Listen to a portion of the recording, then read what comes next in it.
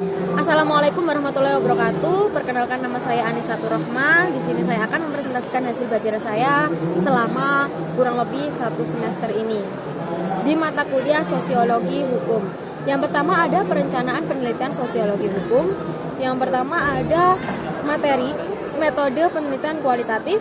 Yang kedua ada pendekatan dalam penelitian sosiologi hukum atau penelitian hukum normatif dan empiris. Kemudian yang kedua ada hukum dan perubahan sosial. Meliputi konsep perubahan sosial, realitas perubahan sosial di Indonesia, hukum dan perannya dalam perubahan sosial dalam masyarakat Indonesia. Kemudian mencakup fungsi hukum sebagai siklus perubahan sosial ulang. Yang ketiga ada hukum dan solidaritas sosial. Meliputi solidaritas sosial dalam perspektif sosiologi dan hukum, faktor pendukung dan perusak solidaritas sosial. Kemudian yang terakhir ada peranan hukum sebagai perekat sosial. Kemudian kita memasuki teori-teori sosiologi hukum. Yang pertama ada teori atau kajian strukturalisme atau fungsional struktural. Kemudian yang kedua ada teori perkembangan 3 tahap, Auguste Comte. Kemudian yang ketiga ada pemetaan tokoh dan teori dalam kajian strukturalisme.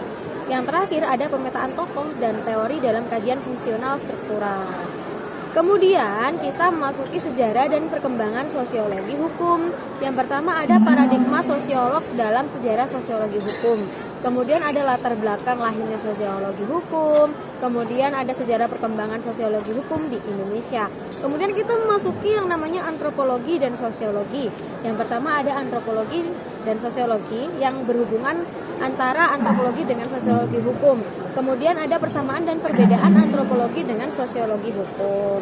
Dan terakhir, materi terakhir ada sosiologi hukum, meliputi definisi, manfaat dan kegunaan, objek kajian sosiologi hukum, domain dan ruang lingkup, dan yang terakhir adalah kajian berpikir sosiologi hukum. Sekian presentasi dari saya.